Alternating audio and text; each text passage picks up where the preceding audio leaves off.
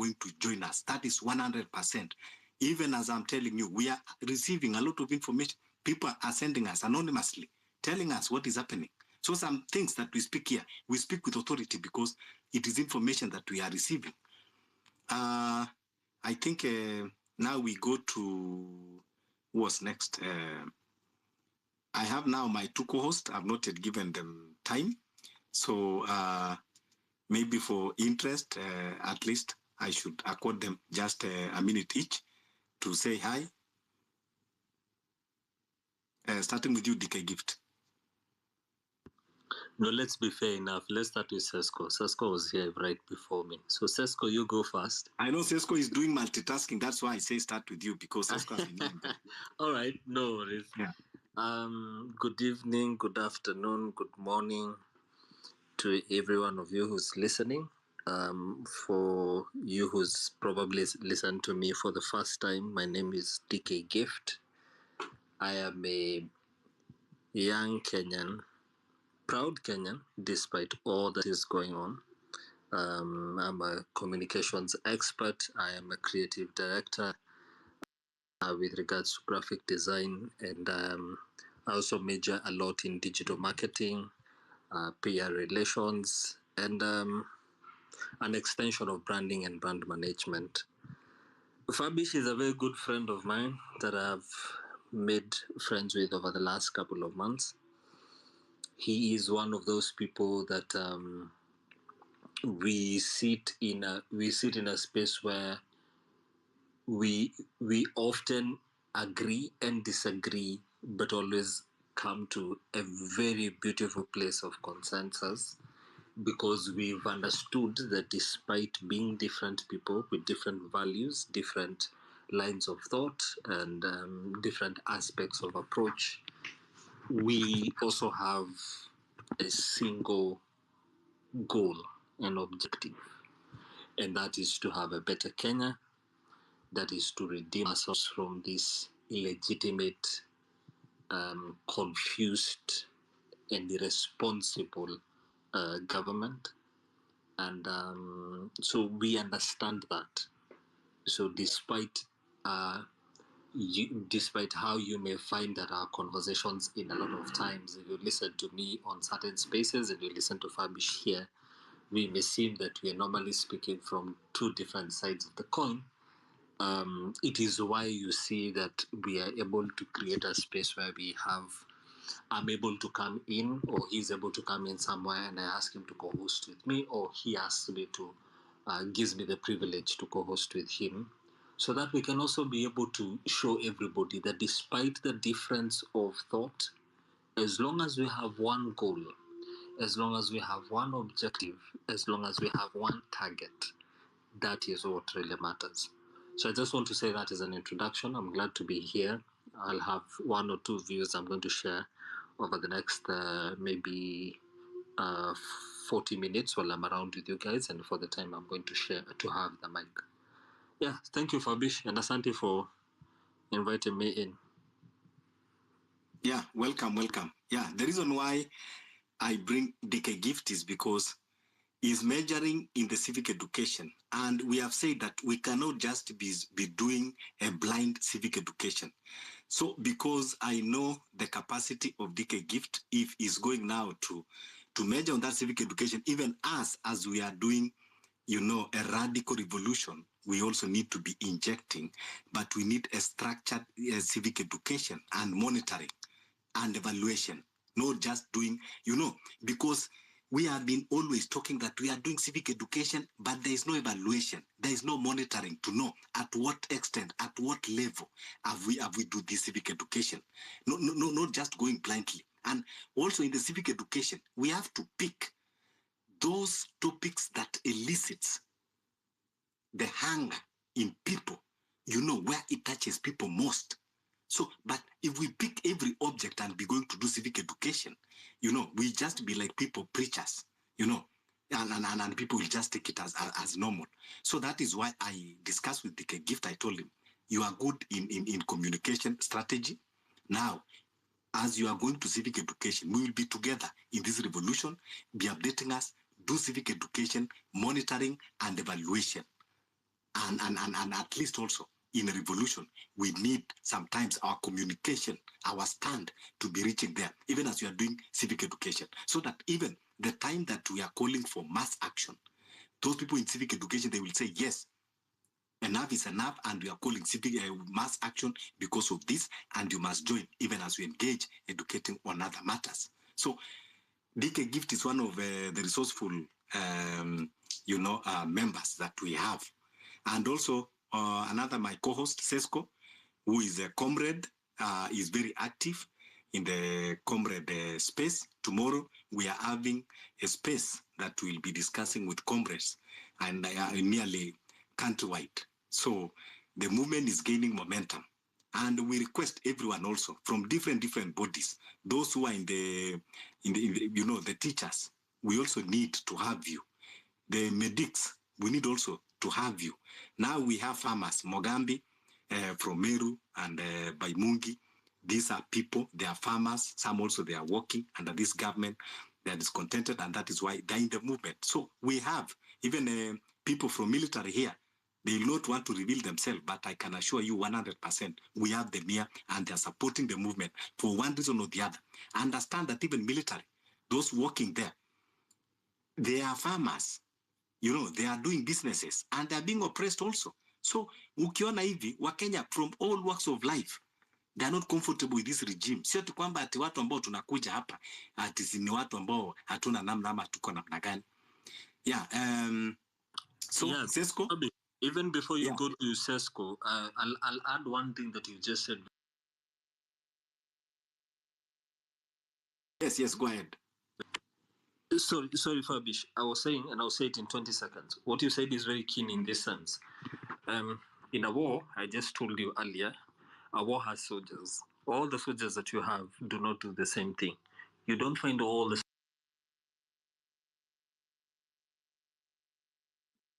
Mwenye anaongea simski ama ni mimi nafaa niongee? Sorry, Fabish. Please just go on. Let me pick a call I'm having. I'll come back. Sawa.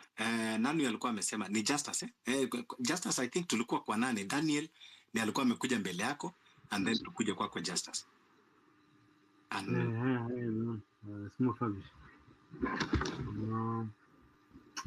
There's first of all, there's something I was saying in another space, because the whole day, I think at the back of my mind, the thing has been bugging me in using abductions, and I've seen it on multiple spaces.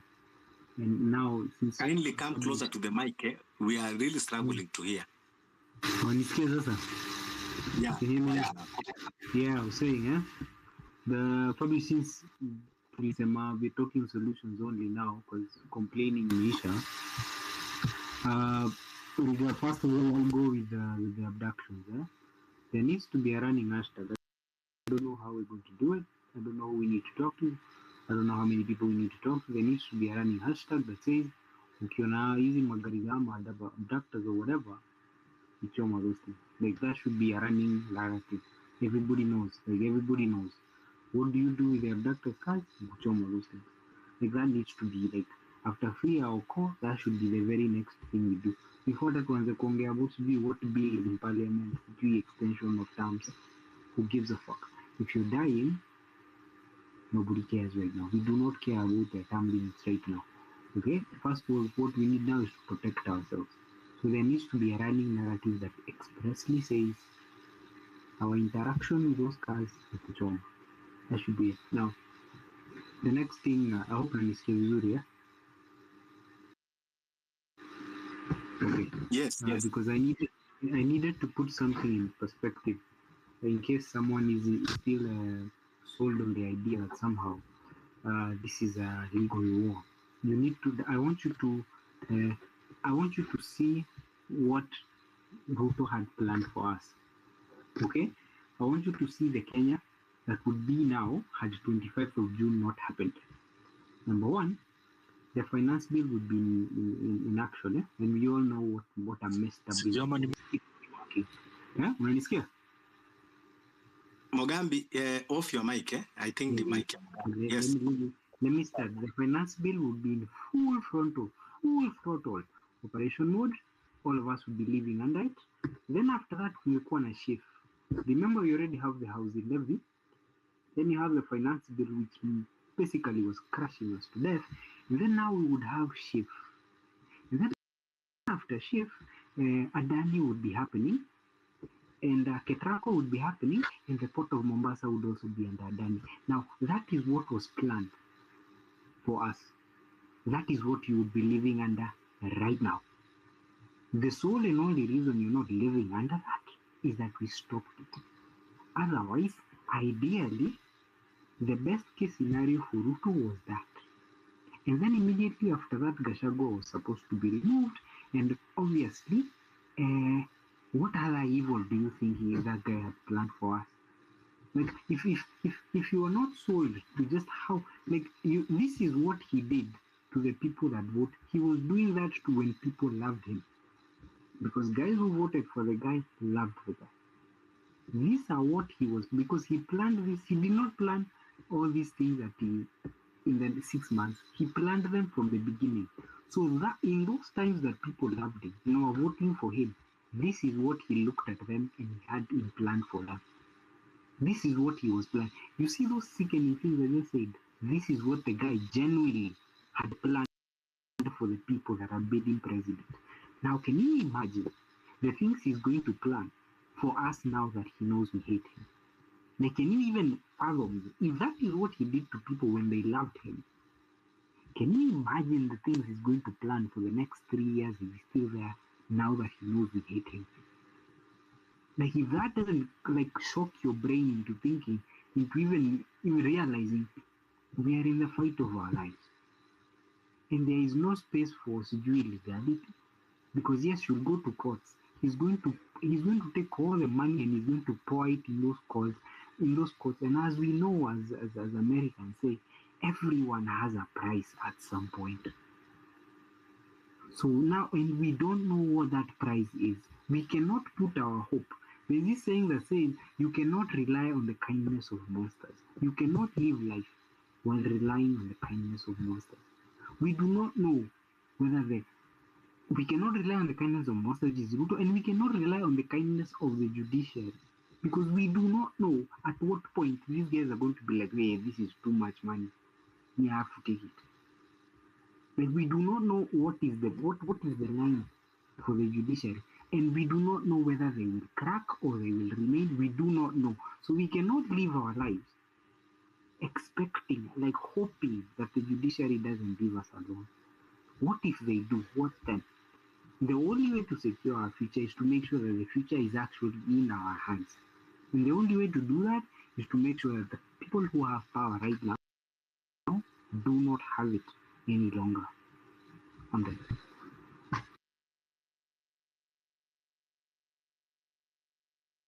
Yeah.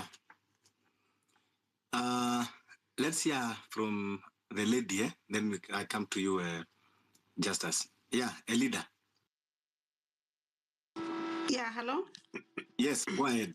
How are you? Yeah, I'm fine. And you? I'm good. Welcome to the space. Thank you for this space. Thank you for the forum. Thank you for what you people you're doing. You're doing a great job. And the only thing I can do is to tweet and really shout and to pray for my country. I'm a Kenyan, I live in Germany. And I just want to tell Kenyans that one thing I know, that there is people have power. Gen Z showed us that. And I just want to give an example. Like during the COVID lockdown in Germany, they were going to put this, the COVID vaccine was going to be mandatory in this country. And I remember we went to the street. I'm one of those people who went to the street every Monday. And we kept on writing letters to our MPs and such things. And eventually, because there was so much outcry, many people took that vaccine. I'm not saying that, but many, many people who knew just said, no, you cannot force this on us. And these people had to really relent and they had to back down. Ruto, when Kenyans, you can push people just to a certain degree. it will reach a time that people will just say, when people have had it, then they will have it. And Gen Z had it. They showed Kenyans that this man can be removed. But it's just that Raila stepped in and really gave, he sanitized him and just gave him a bit of a lifespan. But instead of Ruto, first and foremost, the guy stole the election. And if I was Ruto, someone who stole the election, I could have just done really a good job that Kenyans would have loved me. They would have forgotten that I stole the election. But apparently he had his own agenda, or the Americans, because we know that, anyone who comes to power, it's always American interest. And there was this guy who was speaking that Americans have our interests at heart, which really is a big lie. America does not give an F about anybody, not even their own citizens. It is what the ruling elite in America, the military industrial complex, and the pharma mafia wants. That is what they will get. So we cannot sit there and think that America is on our side, that America will save us. No, it is it's up to us Kenyans to really just re-strategize and see how we're going to take back our country. Not only from Ruto, because Ruto actually is just a puppet, but from the globalist. And someone was saying there that actually we never got independence. I agree with that. We never got the independence. Our the royal family, or the farm, still has the shot. I remember that when Prince Charles came to Kenya, he was treated, I don't know how many course of meals. And so many Kenyans school, Ruto had cut down on their budget. So many students are starving. So many, nowadays schools just close for 3 months. Children go to school, boarding school, 2 months, 1 week, whatever, they're back home. Because, they don't have money. Ruto would rather give his money to somebody else. So I'm just saying, we must take back our country. We must take back our country. I grew up in Kenya, and I knew there were days I demonstrated. I went to the street. They used to say that those students of those days really went to the street. But the Gen Z showed us. And I'm backing you, and I think you people, you're doing a great job. And the only thing I can do, actually, maybe just to pray, and where it's needed financially, is just to support financially, because I cannot be there to run on the street. But I'm always shouting, I'm always tweeting, and I'm always just doing what I can do. And anyway, and then another thing I wanted to say, Bill Gates being in the country, people must look out for what Ruto is going to sign. Because I think this Ruto, apart from giving Bill Gates this, it's about our food and even our health, the pandemic treaty. Are they going to sign this pandemic treaties such that when the next pandemic breaks out, that they're going to force people to take their toxic vaccine? Kenyans must just come out. It is good. Kenyans are awake. And that's the good thing what Gen Z did, that we are now awake, we know what is going on, and we are educating people. I like this channel. I'm always watching Lynn's book channel. I'm reading great books written by Kenyans, such the big conservation lies. There are many books, and we are Kenyans are waking up. And one thing I would like to tell you, Kenyans, as well, my family, I have a lot of conversation back home, and they will lie to you. In Homa Bay County, I come from Homa Bay County, Ruto, we don't want Ruto, and even Raila. People are so much against Raila and that handshake and whatever he did. So he will lie. They will present another scenario that, we love Ruto, what, we are backing him, we are with Baba, this kind of bullshit, but it is not. They on the ground, it's a different story, and you can believe me, because I have a lot of connection back home. So that is what I just wanted to add in. But you are doing a great job, and just keep up the good work you're doing. Thank you so much, our comrade. Yes, we have to continue. We have to fight. We have to stand. This is the time. There is no other time.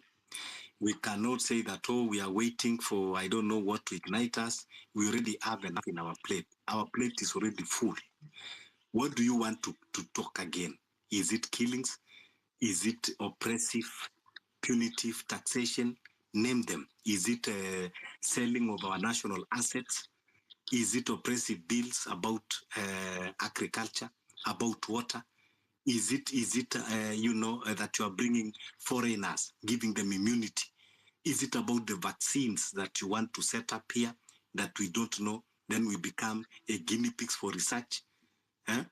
What there's nothing. The good thing with fighting Ruto is that you don't need even to add propaganda against him, because he himself is enough propaganda. Everything that he does, it just sounds like propaganda, while it is actually the real thing. Yes, the last scene you had just dropped, I know you're having issue with